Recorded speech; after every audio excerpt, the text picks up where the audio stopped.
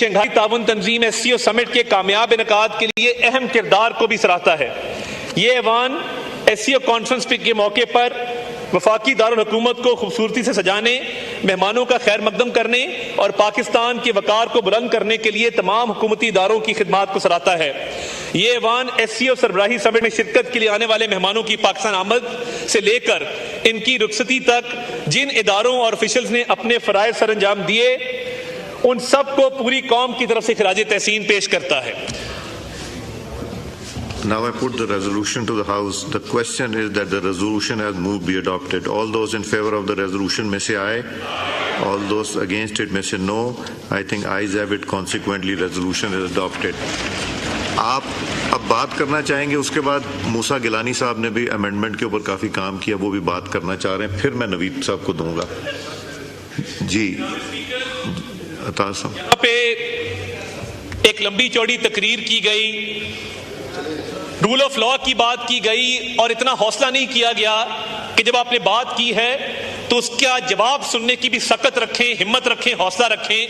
مگر یہی مسئلہ ہے کہ انٹالرنس ان کے منشور کا حصہ ہے کہ انہوں نے کبھی برداشت نہیں دکھائی، کبھی دوسرے کے موقف کو سننے کی بھی انہوں نے ہمت نہیں کی کہ دوسرے کا موقف بھی سن لیا جائے۔ جناب اسپیکر، اس ملک کی سیاسی روایات جس کے آپ بھی امین ہیں اور آپ ان سیاسی روایات کو آج بھی قائم رکھے ہوئے ہیں، یہ اس ملک کی سیاسی روایات ایک بہت ہی صاف شفاف دریا کی طرح تھی جس کو زہر آلود کیا گیا ہے ایک منظم کیمپین کے ذریعے۔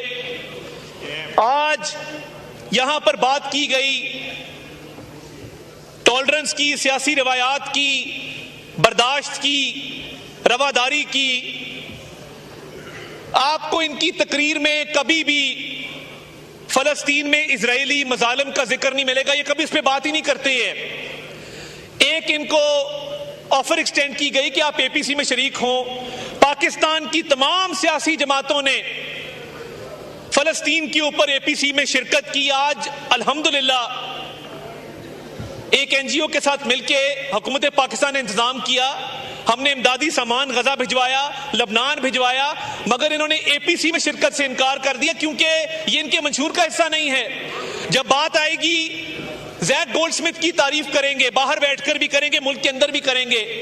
آپ کبھی نہیں دیکھیں گے کہ ان کے ٹویٹر ہینڈل سے آرمی چیف کے خلاف تو بات ہوگی، ایجنسیوں کے خلاف بات ہوگی، سیاستدانوں کے خلاف بات ہوگی، سیاسی لیڈروں کے خلاف بات ہوگی۔ ایک ٹویٹ اس جماعت کا زیک گولڈ سمتھ کے خلاف دکھا دیں جس نے ڈنکے کی چوٹ پہ اسرائیل کی حمایت کی، فلسطینیوں کے خلاف ٹویٹ کی اور کہا کہ ہم فلسطینیوں کو نیست و نابود کر دیں گے، اس پہ بات نہیں کریں گے کیونکہ ان کا کوئی تعلق واسطہ ہے جو قائم ہے آج تک۔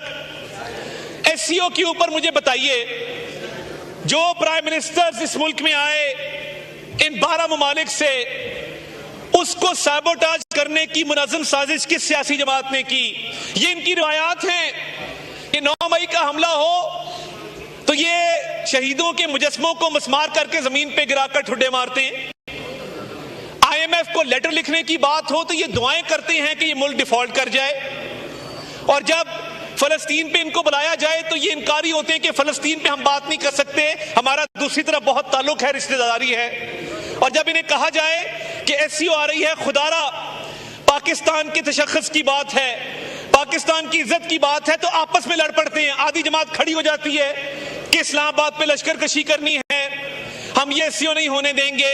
ان کی بھرپور کوششوں کے باوجود اس رب کے کرم سے SCO بہت کامیابی سے پاکستان نے اس کا انعقاد کیا ہے۔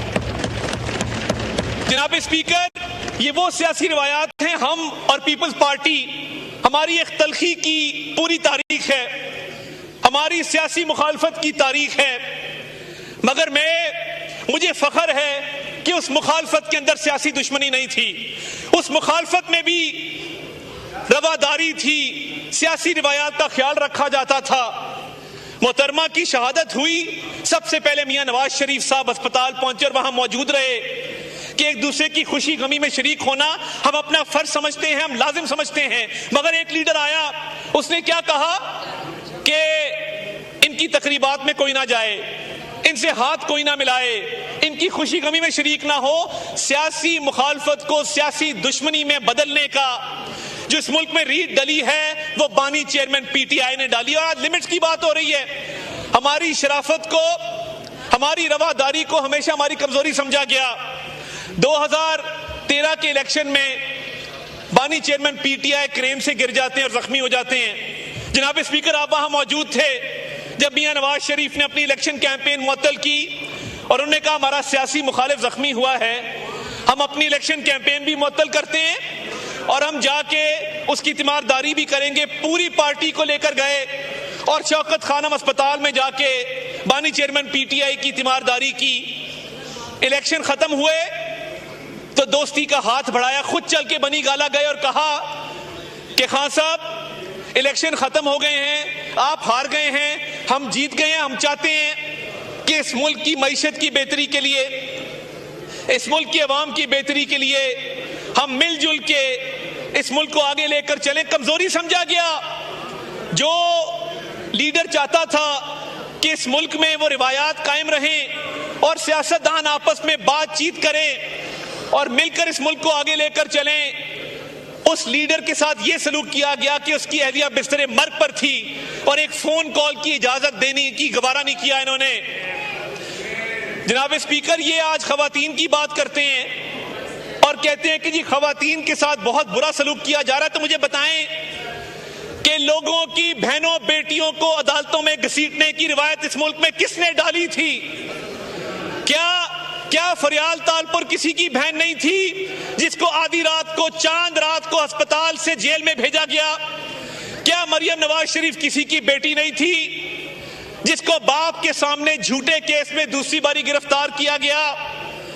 کیا شہباز شریف کی بیٹیاں جن کے گھروں کے گھیراؤ کیے گئے، جن کو مقدمات میں ملوث کیا گیا، علیم خان صاحب کی فیملی پر پرچے دیے گئے، جہانگیر ترین کی فیملی پر پرچے دیے گئے، کیا وہ کسی کی بہنیں بیٹیاں نہیں تھی؟ کیا جب رانا ثناء اللہ کے اوپر ہیروئن ڈالی جا رہی تھی کیا کوئی بتانے والا نہیں تھا کہ اس کا بھی خاندان ہے، اس کی بھی ایک بیوی ہے، اس کی بھی ایک بیٹی ہے؟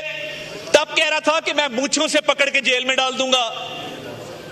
جناب اسپیکر، میں اس بات کا چشمدید گواہ ہوں کہ میاں نواز شریف، میاں شہباز شریف کی والدہ انتقال کر گئی اور احتساب عدالت کے جج کو آرڈر تھے ان لوگوں کے جو ملک سے بھاگ چکے ہوئے ہیں. وہ ایک مرزا ہوتا تھا، میں نے کہتے تھے یہ بھاگ جائیں گے، آپ لوگ رہ جائیں گے. یہ اس طرح کی سیاسی دشمنی مت ڈالیں. والدہ کی میت پڑی اور جج صاحب کہتے میں جرا کر کے رہوں گا کیونکہ اوپر سے آرڈر تھے.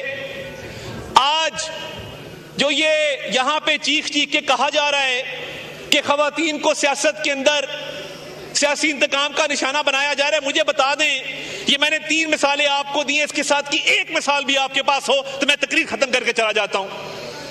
انہوں نے تمام حدیں پار کی، تمام لمٹس پار کی، اور کون سا رول آف لا اور کون سا کانسٹیٹیوشن، اسی کرسی پہ بیٹھ کے اسمبلیوں کو تحلیل کیا، آئین کو بھی پامال کیا، قانون کو بھی پامال کیا، اور اس ملک میں یہ روایت ڈالی کہ لوگوں کی بہنوں بیٹیوں پر پرچے ہوں، ان کو عدالتوں میں لے کر جایا جائے.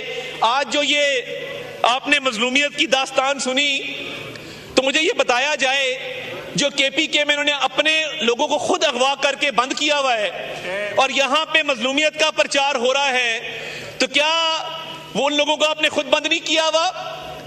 آج جو یہ بینچز خالی ہیں، کیا پولیس نے، رینجرز نے خالی کرائے ہیں، ہم نے خالی کرائے ہیں؟ انہوں نے نہ صرف اپنے لوگوں کو بند کیا ہوا ہے بلکہ کل ایک دھمکی ہمیں اس پیغام دیا کہ اگر ہمارے لیڈر سے کسی نے غداری کی تو ہم جلاؤ گھیراؤ کریں گے، ہم اس کا جینا دھوبر کر دیں گے.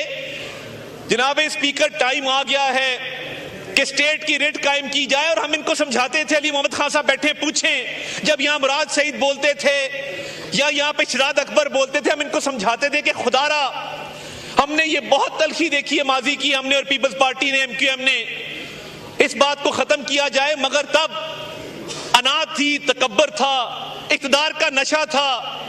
تو آج یہ جو جھوٹا بیانیہ بنایا جا رہا ہے کہ جی ممبرز